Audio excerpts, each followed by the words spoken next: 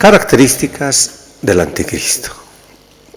Paz de Dios, amados, aferrándonos a la misericordia de nuestro Dios, ahora empezaremos a estudiar Apocalipsis y sus diferentes tópicos.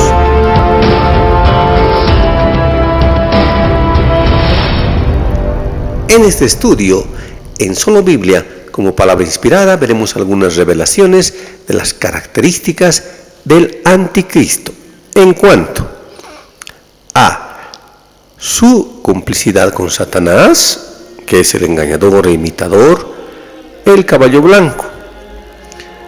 2. Su origen hebreo, ausencia de Dan juzgará a Israel y primacía de Judá. Punto 3. Rivalidad entre Judá y Dan, paralelismo en tipología. Punto 4. Su punto cardinal, que es el norte. Bien, hermanos, comencemos. Punto 1. Su complicidad con Satanás, el engañador e imitador. Comencemos recordando que el principal motivo de Lucifer para su caída fue el querer ser adorado, objetivo que consiguió no en los cielos de los cielos, pero sí en este mundo. Satanás quiere ser adorado. Desde el principio notamos el deseo del corazón rebelde de Lucifer por ser adorado y subir a lo alto, a la cúspide de la pirámide. ¿No nos recuerda a alguien que conocemos, hermanos? Que quiere subir a lo alto, a la cúspide de la pirámide. Bien, leamos. Isaías 14, 13 al 14. Tú, que a causa del acto traidor dijiste dentro de ti, subiré a los cielos, junto a las estrellas de Dios haré levantar mi trono, y me sentaré en el monte de la asamblea. Subiré sobre las altas nubes en el flanco norte, y me haré semejante a Elión. El Elión significa Dios altísimo, o que está en lo alto. Y en la tentación del desierto, aún insiste en su perverso objetivo de ser adorado, inclusive frente al Hijo de Dios, quien no ignora sus maquinaciones. Leamos Mateo 4, 9 al 10. Y le dijo: todo esto te daré si te postras y me adoras.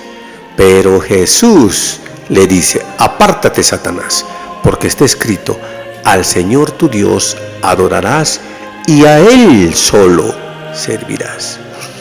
Este perverso deseo de ser adorado conlleva planes de engaño que hace de este mundo una Babilonia engañada y que culmina en el gran engaño de la tribulación. Pero Dios, esas dos maravillosas palabras que nos muestra el amor y la preocupación de nuestro Dios por sus hijos, y que sin Él no quiero ni pensar dónde estaríamos. Por lo tanto, decimos una vez más, pero Dios en su palabra nos previene, en 2 Corintios 2:11, para que no seamos engañados por Satanás, porque no ignoramos sus maquinaciones. Bien. El mimetismo del engañador, mentiroso e imitador. Ahora veremos cómo el imitador que busca ser semejante a Dios se mimetiza, como nos revela 2 Corintios 11:14, donde nos dice: no es de extrañar, porque él mismo, Satanás, se disfraza de ángel de luz. Bien, veamos mimetismo en la entrega de su autoridad a la bestia. Aclaramos que la bestia es el anticristo. Dicho esto, compararemos Mateo 28:18 y Apocalipsis 3:21 con Apocalipsis 13:1-2. Comenzaremos con Mateo 28, donde el bendito Hijo de Dios dice: toda potestad me fue dada en el cielo y en la tierra. Y también dice: al que vence le concederé sentarse conmigo en mi trono, como también yo vencí y me senté con mi Padre en su trono. Ahora veamos cómo el dragón, que es Satanás, como imitador de Dios Padre, entrega el poder a su hijo, que es la bestia. Apocalipsis 13, 1, 2. Y del mar vi que subía una bestia, que tenía 10 cuernos y 17 cabezas. Sobre sus cuernos había 10 diademas, y sobre sus cabezas un nombre blasfemo. La bestia que vi era semejante a un leopardo, pero sus pies eran como de oso, y su boca como boca de león. Y el dragón le dio su poder y su trono y una gran autoridad. Sigamos con el mimetismo en cómo identifica a sus seguidores. Primero veamos cómo el Rey de Reyes y Señor de Señores identifica a sus seguidores. Apocalipsis 14:1. Y miré, y aquí el corderito en pie sobre el monte Sión, y con él 144,000 que tienen su nombre y el nombre de su Padre escrito en sus frentes. Apocalipsis 7:3, diciendo: no dañéis la tierra, ni el mar, ni los árboles, hasta que sellemos en la frente a los esclavos de nuestro Dios. Ahora, comparando, hermanos, veamos cómo el engañador, que es el hijo del diablo, identifica a sus seguidores también, con el sello del mal. Apocalipsis 13, 16, 17. Y hace que a todos, a pequeños y grandes, a ricos y pobres, a libres y esclavos, les pongan una marca en su mano derecha o en su frente, o el nombre de la bestia o el número de su nombre. Bien, mimetismo en la resurrección. Ahora veamos a Satanás imitar la maravillosa obra de la resurrección de nuestro Salvador para engañar al mundo, resucitando también a su hijo, que es la bestia, logrando de esta manera que la tierra los adore. Apocalipsis 13, 3, 4. Y vi una de sus cabezas como herida de muerte, pero su herida de muerte fue sanada. Y toda la tierra se maravilló en pos de la bestia, y adoraron al dragón, que había dado la autoridad a la bestia, y adoraron a la bestia, diciendo: ¿quién como la bestia? ¿Quién podrá luchar con ella? Mimetismo en la Trinidad. Ahora, Dios es uno en esencia y tres en existencia: Padre, Hijo e Espíritu Santo. Pero el engañador, que a estas alturas ya sabemos quién es, instaura su Trinidad diabólica en una imitación blasfema. Primero, imitando a Dios Padre y a Jesucristo. Veamos la imitación del dragón, quien entrega el poder a su diabólico hijo, en este caso la bestia. Apocalipsis 13, 2, 4. La bestia que vi era semejante a un leopardo, pero sus pies eran como de oso y su boca como de león. Y el dragón le dio su poder y su trono y una gran autoridad. Y adoraron al dragón, que había dado la autoridad a la bestia. Y adoraron a la bestia diciendo: ¿quién como la bestia y quién podrá luchar con ella? Ahora veamos imitando al Espíritu Santo. Veamos cómo el falso profeta, tipificado como la segunda bestia, en una abominable imitación del bendito Espíritu Santo. Apocalipsis 13, 11, 14. Vi también otra bestia que subía de la tierra y tenía 2 cuernos semejantes a un corderito, pero hablaba como dragón, y ejerce toda la autoridad de la primera bestia delante de ella, y hace que la tierra y los que habitan en ella adoren a la primera bestia, cuya herida de muerte fue sanada, y obra grandes prodigios, de manera tal que aún hace descender fuego del cielo a la tierra en presencia de los hombres, y engaña a los que moran en la tierra por medio de las señales que le fue concedida hacer en presencia de la bestia, ordenando a los que moran en la tierra hacer una imagen a la bestia que tiene la herida de la espada, y revivió. Y enseguida vemos ahora la Trinidad diabólica actuando. Apocalipsis 16, 13, 14. Y de la boca del dragón, y de la boca de la bestia, y de la boca del falso profeta, vi 3 espíritus inmundos como ranas. Son espíritus de demonios que hacen señales prodigiosas, los cuales van a los reyes de la tierra habitada a fin de reunirlos para la batalla del gran día del Dios Todopoderoso. Sigamos, hermanos, con el mimetismo en el caballo blanco. Ahora veremos a la bestia en su caballo blanco imitando al Rey Jesús. Apocalipsis 6:2. Y miré, y he aquí un caballo blanco, y el que lo montaba tenía un arco, y le fue dada una corona, y salió venciendo y para vencer. En contraposición sutil del verdadero Señor de señores que viene en su caballo blanco a juzgar al universo, según Apocalipsis 19:11. Y vi el cielo abierto, y he aquí un caballo blanco, y el que lo monta es fiel y verdadero, y con justicia juzga y guerrea. Es fiel y verdadero, hermanos, no es falso. Ese es nuestro Señor Jesucristo.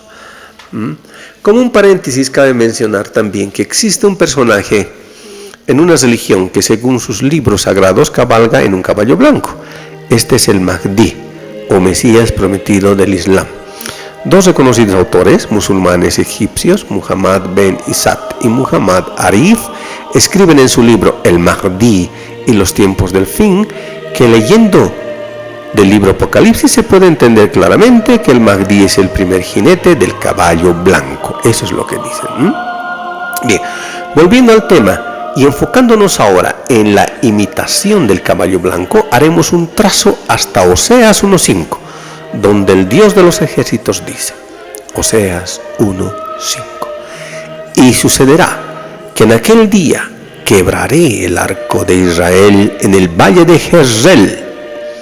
Bien, escudriñemos lo que nos profetiza la maravillosa palabra de Dios, haciendo una exégesis de aquel día quebraré el arco y Jezreel. Veamos.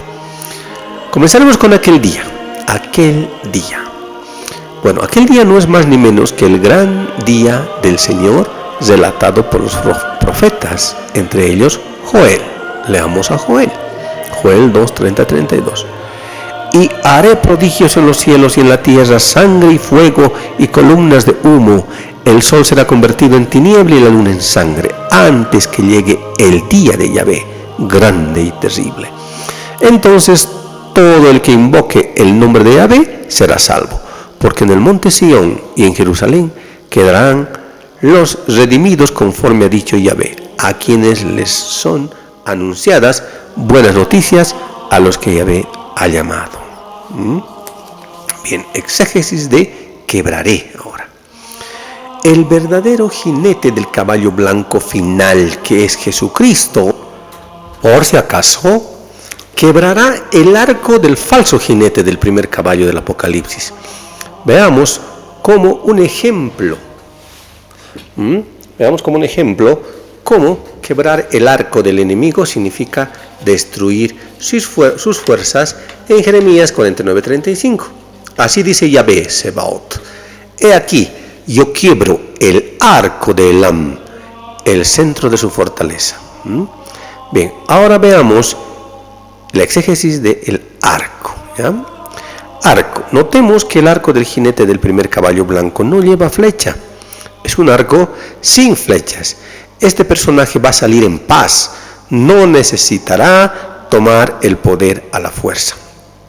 También vemos en el arco el símbolo de conquista por el norte, como los asirios que conquistaron Israel, acontecimiento profetizado por Jeremías. Jeremías 6, 22, 23. Así dice Yahvé: he aquí viene un pueblo de la tierra del norte. Sí, una nación grande es despertada de los confines de la tierra. Empuñan el arco y la jabalina. Son crueles, no tienen misericordia. Su voz brama como el mar. Vienen montados sobre caballos, como un solo hombre de guerra, dispuestos contra ti, oh hija de Sión.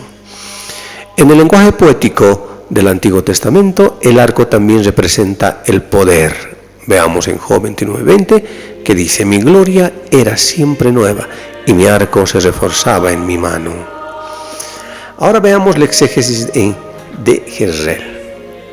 Armagedón, de origen hebreo, es Har o Megidón, Armagedón o Har Megidón también puede ser. Armagedón significa la montaña de Megido y pertenecía al antiguo Israel. La palabra Ar o Har quiere decir una montaña o un conjunto de lomas. Megido o Megidón fue una de las majestuosas ciudades de los cananeos hasta que Josué la capturó. Después de esto se la dio a la tribu de Manasés. Está localizada al borde del sur de la llanura de Isaacar. Esta llanura, conocida por el valle de Jezreel, ahí está Jezreel, hermanos. Era una ciudad fortificada a 90 kilómetros de Jerusalén que protegía el paso estratégico del área del Monte Carmelo en los tiempos antiguos. Esta zona era parte del camino principal entre África y Asia. En su libro The Battles of Armageddon, las batallas de Armagedón, el historiador Eric Klein escribe: a lo largo de la historia, Megiddo y el valle de Jezreel han sido la zona cero de batallas que determinaron el mismísimo curso de la civilización. La Biblia también menciona batallas muy importantes que se pelearon cerca de Megiddo. Por ejemplo, el juez Barak conquistó a las fuerzas cananeas de Sísara en esa zona. Jueces 4:14, 16, 5, 19 al 21. Gedeón, con un pequeño ejército de 300 hombres, derrotó al enorme ejército madianita en las inmediaciones de Megiddo. Eso está en Jueces 7, 13 al 22. El rey Saúl y su hijo Jonathan murieron cerca del monte Gilboa, al este de la llanura de Jezreel, cuando las fuerzas filisteas vencieron al ejército israelita, en 1 Samuel 31, del 1 al 7. Bien, esa es una de las cuantas veces que aparece, ¿no? Debido a su estratégica posición geográfica, Megiddo y el valle de Jezreel han sido el escenario de decenas de batallas durante los pasados 4.000 años. Un historiador llegó a contar por lo menos 34 batallas.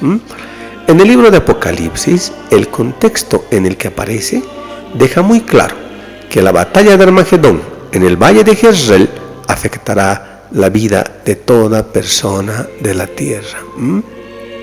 De ahí volvemos a repetir, hermanos, lo que hemos leído en Joel, ¿no? De donde hemos sacado la exégesis de esto, y dice así, ¿no? Oseas: y sucederá que en aquel día quebraré el arco de Israel en el valle de Jezreel. Muy bien. Vamos por el punto 2. Punto 2. El origen hebreo del anticristo. Analicemos el libro de Daniel y veremos el empeño del texto en el uso y aplicación de las palabras o títulos de nuestro Dios con mayúscula, referido al Dios verdadero, y Dios con minúscula, referido a Satanás y sus socios. Daniel 1:2. Y Yahvé entregó en su mano a Joacim, rey de Judá, y parte de los utensilios de la casa de Elohim, y los llevó a tierra de Sinar, a la casa de sus dioses, y colocó los utensilios en el tesoro de la casa de sus dioses. Daniel 2:47. Y habló el rey a Daniel y dijo: ciertamente vuestro Dios, con mayúscula, es el Dios de los dioses, con minúscula, y Señor de los reyes y revelador de misterios, pues pudiste revelar este misterio. Bien, sigamos. Daniel 3:15. Ahora pues, si al oír el son de la corneta y de todo instrumento de música estáis dispuestos a postraros ante la estatua que he hecho, os irá bien. Pero si no os postráis en la misma, ahora seréis echados al horno de fuego. ¿Y qué Dios, con minúscula, os podrá librar de mis manos? Pero Sadrach, Mesach, Abednego respondieron al rey Nabucodonosor, diciendo: no tenemos por qué responderte sobre este asunto. He aquí, nuestro Dios, con mayúscula, hermanos, a quien servimos, existe, y él, oh rey, tiene poder para librarnos del horno de fuego y librarnos de tus manos. Y si no lo hace, oh rey, entiende que tampoco daremos culto a tus dioses, ni nos postraremos ante la estatua que hiciste levantar. Daniel 3:29. Decreto pues, después que todo aconteció, el rey Nabucodonosor dice: decreto pues que todo pueblo, nación o lengua que profiera blasfemia contra el Dios de Sadrach, Mesach y Abednego será descuartizado y su casa convertida en muladar, por cuanto no hay Dios que pueda librar como este. Después de estos ejemplos, enfatizamos que no en menos de 70 oportunidades el libro de Daniel trata de llevarnos magistral e indefectiblemente a la conclusión del origen hebreo del anticristo. Para enfatizar aún en esta revelación de Daniel, compararemos Daniel 23 con Daniel 11, 37, 39. Y enseguida vemos el agradecimiento respetuoso de Daniel al Dios de sus padres. Daniel 2:23 dice: oh Dios de mis padres, te alabo y te doy gracias, pues me diste sabiduría y fortaleza y me revelaste lo que te pedimos. Nos diste a conocer el asunto del rey. Y en contraposición a lo que acabamos de leer, a la sumisión, dependencia y respeto mostrado por Daniel al Dios de sus padres, veamos cómo el anticristo no hace caso al Dios de sus padres, sino a otro Dios con minúscula, que sabemos que es el dragón.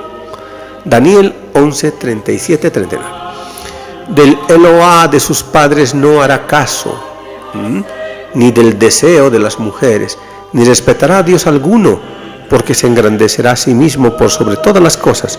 Honrará en cambio al Dios Maosim, Dios con minúscula, que sus padres no conocieron. Lo honrará con oro, plata, piedras preciosas y ornamentos de gran precio. Y con la fuerza de Moasim, un Dios extranjero, colmará de honores a los que lo reconozcan. Les dará dominio sobre muchos y como recompensa les repartirá la tierra. Repito, hermanos, del Dios de sus padres no hará caso, ni del amor de las mujeres, ni respetará a Dios alguno, porque sobre todo se engrandecerá. Dice que no hará caso del Dios de sus padres. Quiere decir que este personaje tendrá sangre judía. Dice también que engrandecerá al Dios de las fortalezas, Dios que sus padres no conocieron. Otra cosa importante es saber que es imposible que los judíos acepten un Mesías que no sea judío. O sea que tiene que tener sangre judía, aunque sea una mezcla con otra nacionalidad. Bien, ahora consideremos 3 incisos que apoyan esta conclusión. ¿Ya? Inciso A, veamos la ausencia de Dan. Dan no es mencionado entre las tribus de Israel, que son sellados, o sea que la tribu de Dan fue cortada. Veamos cómo la palabra maravillosa de Dios separa a la tribu de Dan del sello de sus 144,000 elegidos en los tiempos finales. Apocalipsis 7:4. Y hoy el primero de los sellados, 144,000 sellados de todas las tribus de los hijos de Israel. De la tribu de Judá, 12,000 sellados. De la tribu de Rubén, 12,000. De la tribu de Gad, 12,000. De la tribu de Aser, de Neftalí, de Manasés, de Simeón, de Leví, de Isaacar, de Zabulón, de José y de Benjamín, 12,000 sellados. La tribu de Dan, hermanos, no está.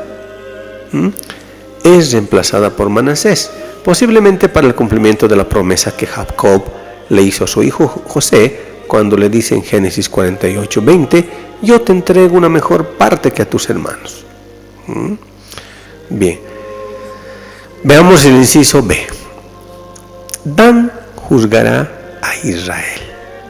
Es muy probable que el anticristo salga de la tribu de Dan, como estamos viendo, según la profecía que le dio Jacob a su hijo Dan en Génesis 49:16, que dice que Dan juzgará a su pueblo como una de las tribus de Israel. Recordemos que nuestro Señor usa a otros pueblos y personas para juzgar a su pueblo rebelde. Ejemplo, Siria, Babilonia. Siria juzgó a Israel, ¿verdad? A Israel del norte. Babilonia, los medos, persas, etc. Pero después también juzga al pueblo que utilizó como instrumento de justicia. Esto podemos entender también en el libro de Habacuc. Como ejemplo, leamos 2 versículos cuando Yahvé de los ejércitos usa como instrumento a Babilonia para juzgar a Israel y dice: yo levanto a los caldeos, nación cruel y presurosa que camina por la anchura de la tierra para poseer las moradas ajenas. Y Habacuc, el profeta, no entiende por qué el Señor usa a un pueblo impío para juzgar a otro pueblo más justo, y clama a Yahvé diciendo: muy limpio eres de ojos para ver el mal, ni puedes ver el agravio. ¿Por qué ves a los menospreciadores y callas cuando destruye al impío, al más justo que él? El impío al más justo que él. Y haces que sean los hombres como los peces del mar, como reptiles que no tienen quien los gobierne.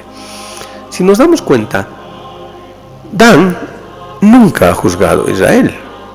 Podemos leer la Biblia, ¿verdad? Esto nos dice que esta profecía está por cumplirse en el futuro.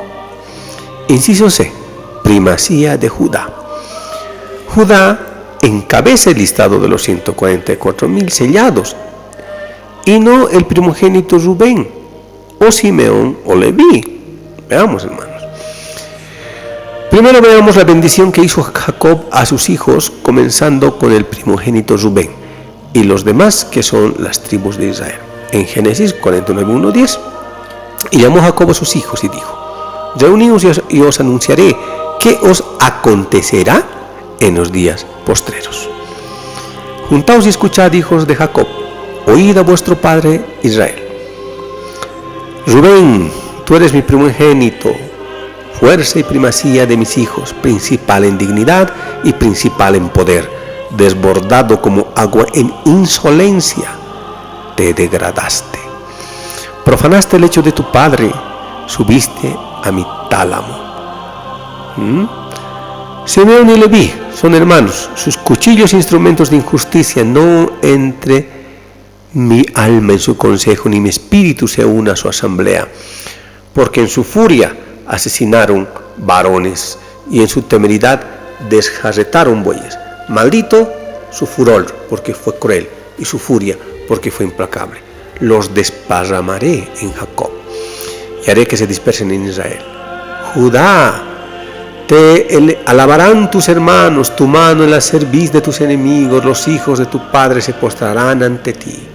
Cachorro de león es Judá.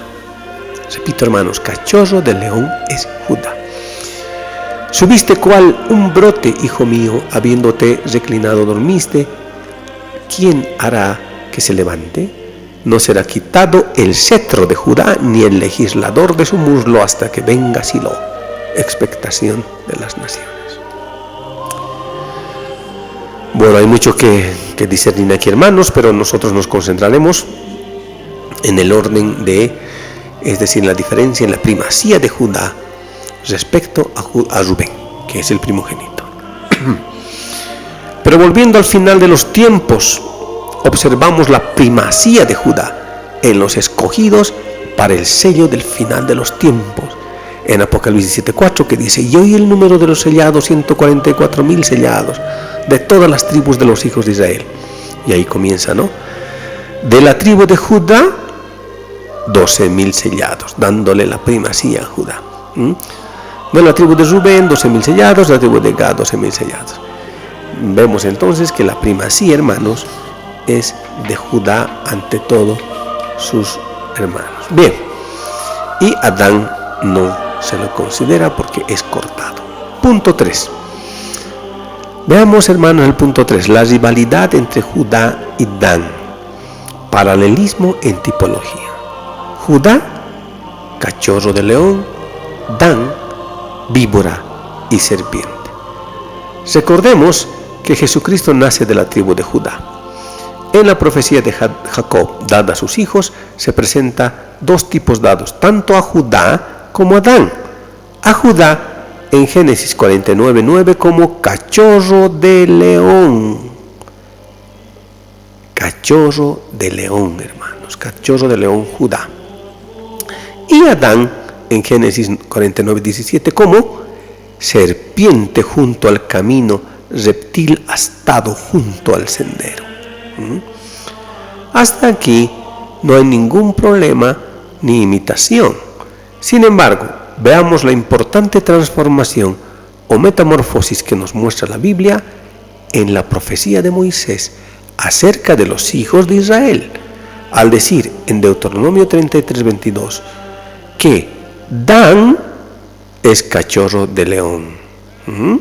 Dan es cachorro de león. Bueno, ahora nos preguntamos, ¿Dan cachorro de león? ¿Que no era Judá el cachorro de león? Acá vemos una contradicción, pero Dan ahora se convierte en cachorro de león. ¿Y qué pasó con Judá? Pero en la misma profecía de Moisés encontramos que a Judá no se le cambia su tipo. Leamos la profecía de Moisés. Y esto de Judá, oye Yahvé la voz de Judá, y hazlo venir ante su pueblo, bástenle sus propias manos, y sé tú su auxilio contra sus adversarios. No se le cambia de tipo, ¿no? Entonces, ¿qué pasó? Aleluya, hermanos. Encontramos la intención de Moisés, que es revelar proféticamente la semejanza aparente o imitación que asumirá el rival de Cristo, que es el anticristo, disfrazándose de cachorro de león en la tribulación final. Sigamos leyendo. Salmos 91:13. Sobre el león y el áspid pisarás, hollarás al cachorro de león y al dragón. Áspid es una víbora muy venenosa, quien será hollada, así como el cachorro de león falso e imitador del Hijo de Dios, y también el dragón o imitador de Dios Padre. ¿Y quién hará esta maravilla? Pues Jesucristo en su venida, el verdadero león de Judá. Veamos, Apocalipsis 12:9. Y fue arrojado el gran dragón, la serpiente antigua, el llamado Diablo y Satanás, el cual engaña al mundo entero. Fue arrojado a la tierra y sus ángeles fueron arrojados con él. Ambos infames personajes serán destruidos con el resplandor de la venida de nuestro Redentor Jesucristo. Leamos, 2 Tesalonicenses 2:8-9. Entonces será manifestado el inicuo, a quien el Señor matará con el aliento de su boca y destruirá con el resplandor de su venida, cuyo advenimiento es por obra de Satanás, con toda clase de poderes y señales milagrosas y prodigios falsos. Bien, hermanos, nuestro Señor Jesucristo nuestro Señor, quien emerge incuestionablemente como el verdadero león, el león de la tribu de Judá en el día del Señor, según Apocalipsis 5:5. Pero uno de los ancianos me dice: no llores, he aquí el león de la tribu de Judá. El león de la tribu de Judá, el verdadero león, la raíz de David, ha vencido para abrir el rollo y sus 7 sellos. Sigamos escudriñando ahora de la segunda parte de la profecía en Deuteronomio 3:22. Recordemos que en Deuteronomio 3:22 dice así: de Dan dijo, Dan es cachorro de león que salta desde Basán. Salta desde Basán. Esta puede que sea una frase complementaria. La historia registra que la tribu de Dan era problemática. Esta fue la tribu que introdujo la idolatría al pueblo de Israel. Leamos en Jueces 18:30. Y los hijos de Dan erigieron para sí la imagen de escultura, y Jonathan ben Gerson, hijo de Moisés, él y sus hijos fueron sacerdotes en la tribu de Dan hasta el día del cautiverio del país. Ojo, Dan erigió para sí la imagen de la escultura. Bien, sigamos, veamos este Dan. Jeroboam es el que edificó uno de los terneros de oro, ¿dónde? En Dan. Leamos, hermanos, Primera de Reyes 12, 26 al 30. Pero Jeroboam decía en su corazón: ahora el reino volverá a la casa de David, si este pueblo sube a ofrecer sacrificios en la casa de Yahvé, en Jerusalén. El corazón de este pueblo se volverá a su señor, a Roboam, rey de Judá, y me matarán. Habiendo sido aconsejado, el rey hizo entonces, 2 becerros de oro, y les dijo: bastante habéis subido a Jerusalén. Bastante habéis subido a Jerusalén. Bien, he aquí tus dioses, oh Israel, los cuales te hicieron subir de la tierra de Egipto. Y puso uno en Betel y el otro lo colocó en Dan. Y esto fue ocasión de pecado, porque el pueblo iba aún hasta Dan a postrarse. Y después Dan se convirtió en el centro de adoración pagana en Israel. Leamos Amós 8:14. Quienes juran por el pecado de Samaria y dicen: viva tu Dios, oh Dan, y vive el camino de Beerseba, caerán y nunca más se levantarán. Ahora veamos, siguiendo este análisis de Deuteronomio 33:22, desde Basán, desde Basán. La tribu de Dan originalmente era una tierra asignada en la parte sur de Israel, pero migró hacia el norte, cientos de años después, según el capítulo 18 de Jueces. La referencia que hace Moisés en esta profecía de Basán, que es una región ubicada geográficamente al norte de Israel, proféticamente anticipó que la tribu de Dan migraría hacia el norte. Ya vamos a ver el norte, qué significa más adelante, hermanos. Según Justino Mártir, Simón el mago, también conocido como Simón el hechicero, provenía del pueblo de Gita o Geta en Samaria, un sitio que perteneció a la tribu de Dan. Según Josefo, Justino, que era nativo de Samaria en el siglo II, escribió que casi todos los samaritanos en su tiempo eran seguidores de Simón el mago, Los textos ortodoxos supervivientes, como los de Irineo, Justino Mártir, Hipólito y Epifanio, consideraban a Simón el mago como la fuente de todas las herejías, incluyendo el gnosticismo. Ahí está la fuente, hermanos, a pie de página. Bien, sigamos. Punto 4. Su punto cardinal del anticristo es el norte. Otro importante detalle que estudiaremos en este punto, para cimentar todo lo expuesto en los 3 puntos anteriores, es el uso que la Escritura hace de la palabra norte. Tal como se citó anteriormente, el profeta Isaías refiere la intención de Satanás de ser semejante al Altísimo y sentarse en el flanco norte. En la Biblia, el norte es mencionado indirectamente como punta de oposición o punto de oposición, punto cardinal de oposición a Dios, tanto en el cielo como en la tierra. Veamos, Ezequiel 38, 3-6. Así dice Jehová, Yahvé: oh Gog, príncipe de Ros, de Mesec y de Tubal, he aquí yo estoy contra ti, Gomer y todas sus hordas, la casa de Togarma, de los confines del norte. Con todas sus hordas, tropas innumerables te siguen. Es importante notar que el oriente y no el norte se define como el principal punto cardinal divino. En el hebreo bíblico, adelante significa el oriente, atrás significa el occidente, derecha es el sur e izquierda el norte. Esto podemos ver también en la posición de las tribus de Israel alrededor del tabernáculo, según el cuadro que está en pantalla. De esta manera, los mapas bíblicos más antiguos muestran siempre a la Tierra Santa, ubicada hacia el oriente o el este, que es lo mismo. El norte, por lo tanto, es el punto cardinal por donde, espiritualmente hablando, Satanás orienta a su cosmos. Por ello, está escrito que los hijos de Israel acamparán cada uno junto a su propio estandarte al oriente, hacia donde se levante el sol. Acamparán los del campamento de Judá por sus ejércitos.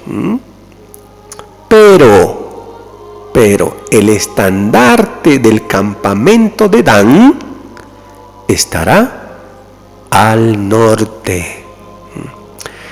Así la Escritura identifica al Anticristo como un descendiente de la tribu de Dan, tipificado como el cachorro de león que salta desde Basán, en Deuteronomio 33:22. Y Basán se halla al norte de Israel. Al igual que todos los caídos en Adán en nuestra sociedad actual de hombres naturales, que no les importa pisar al prójimo para subir al norte y llegar a la cúspide de la fama, del poder, de la pirámide o de la organización, ya sea civil o religiosa, olvidando las palabras del Dios hombre Jesucristo, que dice: sabéis que los gobernantes de las naciones se enseñorean de ellas y los grandes ejercen su autoridad sobre ellas. No será así entre vosotros, sino el que quiera llegar a ser grande entre vosotros será vuestro servidor. Y el que quiera ser primero entre vosotros será vuestro esclavo. Así como el Hijo del Hombre no vino para ser servido, sino para servir y dar su vida en rescate por muchos.